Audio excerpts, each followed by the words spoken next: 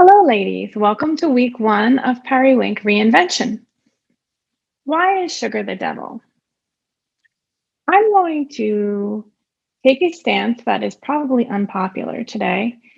I hear a lot that all foods are good, no foods are bad, but I'm going to say sugar is actually the devil. So, why? Let's just look back in history. 200 years ago, the average American only consumed 2 pounds of sugar a year. In 1970, around when we were born, the average American was consuming 123 pounds of sugar a year. Today, the average American consumes 152 pounds of sugar a year. That's equal to 6 cups in 1 week. So you see how over time, our consumption of sugar has just increased. The current average sugar consumption per day is 25 teaspoons. That's almost 12 teaspoons greater than the US government recommendations for sugar consumption. Today, the average adult American woman consumes 335 calories more than they have historically. And those calories are solely in sugar content. As Americans, we consume more sugar than anyone else in the world. So why is this a problem? Okay, I'll tell you why it's a problem. The result is our current health crisis: obesity,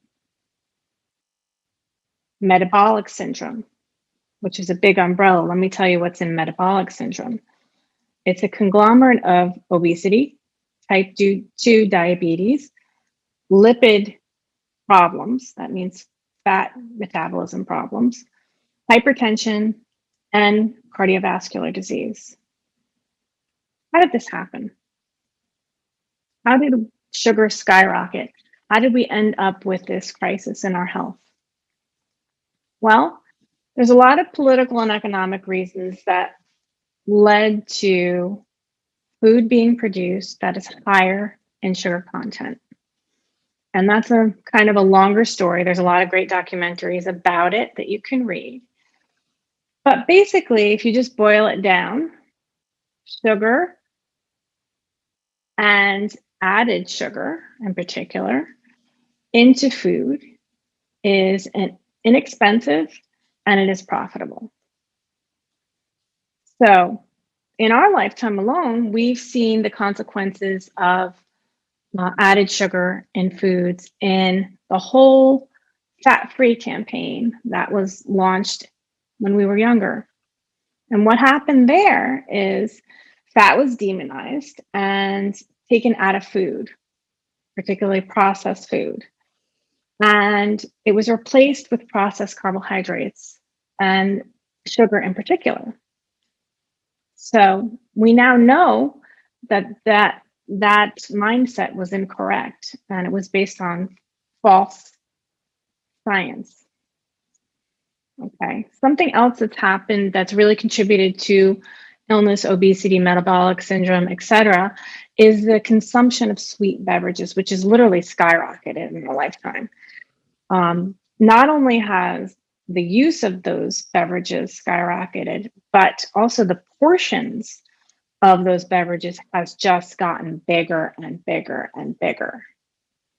So if you look at just an average can of soda, and if you were to consume an average can of soda once a day, that would literally contribute to 15.6 pounds of weight gain annually for you.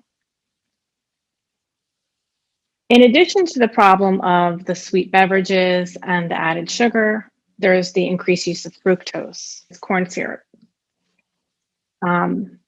So, what's the problem with fructose?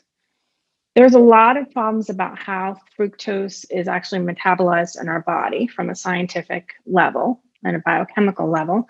But what I'm just going to give you is a little snapshot of what fructose does for us in terms of our satiety. So every year, a higher percentage of the American diet is actually composed of fructose. Every single year, the fructose content in our food is increasing. It's cheap and it's sweeter than sugar. It's quite sweeter than sugar. So we have in these processed foods a lot of calories added into our diet. But the problem with fructose is that it doesn't make us feel full. It actually disrupts something called our leptin system, which is our kind of normal regulating system that we have when it's on track, that helps us to keep our energy stable and help us to feel satisfied. But fructose kind of overrides that negative feedback system that we naturally have when we're healthy. If you look at teaspoon of sugar versus teaspoon of high fructose corn syrup, white sugar has 15 calories. 1 teaspoon of corn syrup has 20 calories. So you'd assume that we'd need less corn syrup to sweeten something than sugar. But the problem is that the processed food manufacturers have kept the same level and increased the level of sugar rather than reducing it. So what happens when we develop leptin resistance? We have a much greater risk of obesity because the natural shutoff in our body that tells us when we're full is no longer functioning. So what's the problem with processed food?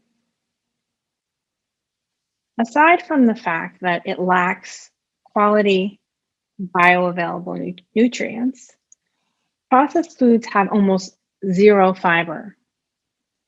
They are really easily digested. That might sound like it's a good thing, but it's not a great thing when they're filled with sugars. All fibers have been reduced out of these processed foods because the fibers decrease the shelf life of the food.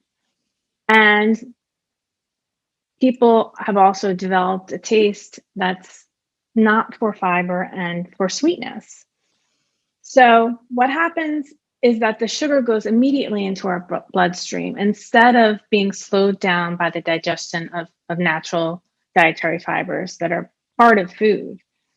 So we have this flash of sugar into our bloodstream and it's not slowed down and it becomes addictive.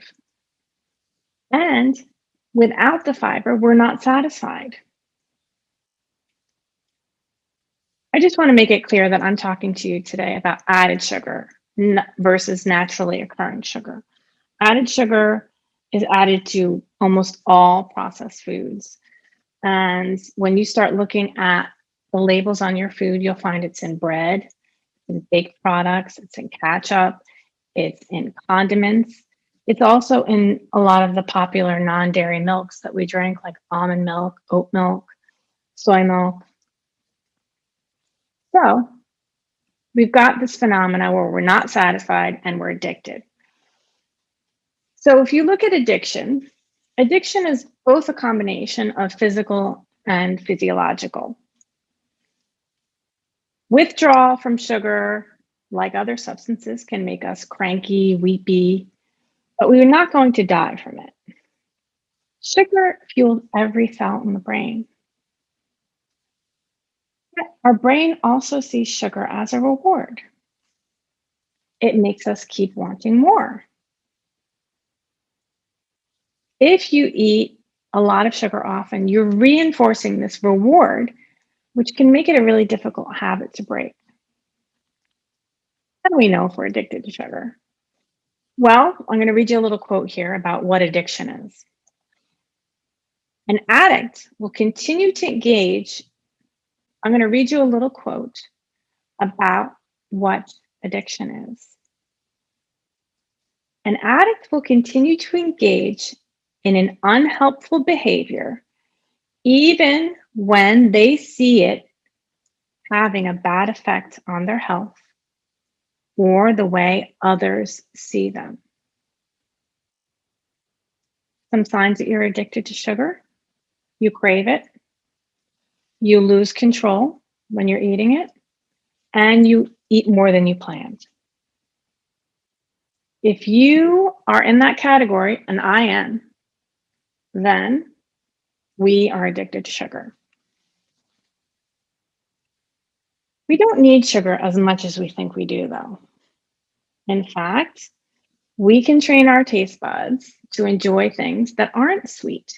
Or when we've trained our taste buds, we can taste the natural sweetness of food and enjoy it. So let's move on to our task. Your task today on day one of Perrywink is to do your workout and to think about one thing that you eat that is filled with added sugar that you are going to commit to eliminating this week. Okay? See you tomorrow.